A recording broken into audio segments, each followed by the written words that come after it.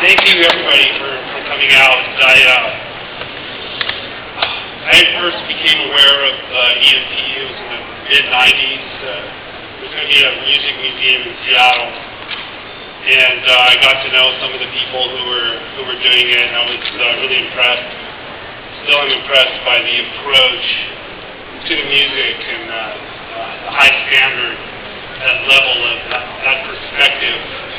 And I lived, in 1999, I lived down the street when they were building the EMP and just watching the cranes with twisted I-beams just setting it perfectly. It was amazing structure. So it's a real blessing to have this in Washington and in Seattle.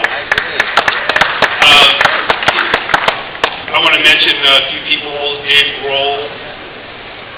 I love Dave, and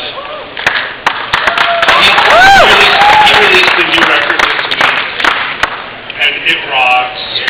Dave's out there, and he works hard. He's never lost focus, and he's carrying the flame, the torch. He's out there packing the arenas and speaking to people. Kurt Cobain. I want to acknowledge some people here. My stepmom lived next door to the Cobains in like the 60s and the 70s. In the early days of the band, she would ask me about how are the Cobainis? She would call them, and there's some Cobainis in the house. I know Wendy's here, Kurt's mom. Dave Cobain, Kurt's sister.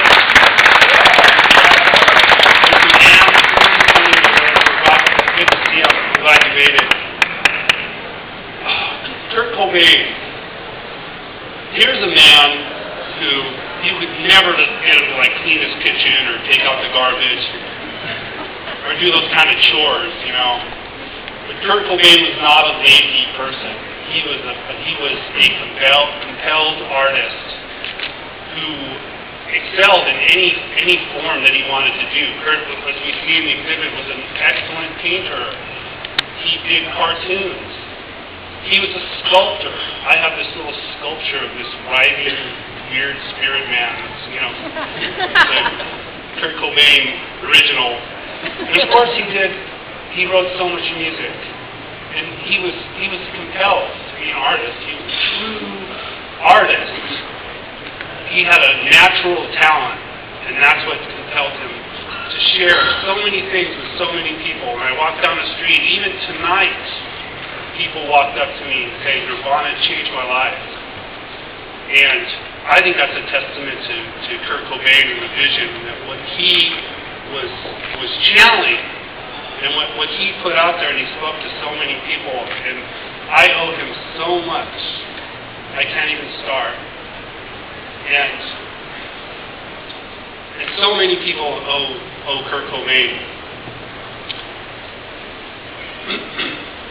Nirvana started in Aberdeen, Washington in 1987.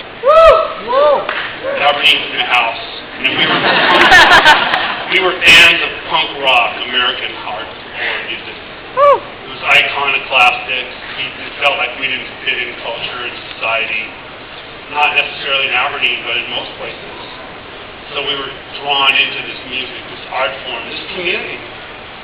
The little Anarchy A there, which is a group, people associating, coming together with shared needs and values. So we found like-minded folks in Aberdeen, Montesano, Buzz Osborne, Dale Crover. Oakwood. Mrs. Crover, Oakwood. Mrs. Crover, I'm going to acknowledge her tonight for letting all these young people make a racket in this back room, in this alley, like I think it was on 3rd Street in Aberdeen. So we met with like-minded people, Olympia, Tacoma, Seattle, Bellingham, Ellensburg, Portland in the Northwest. And we had this network that we could work with.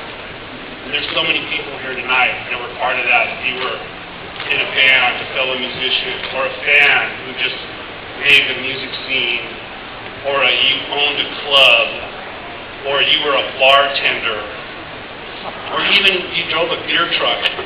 You know, that's all part of the opportunity. And we came to to Seattle, and we recorded a demo with Jack and Dino.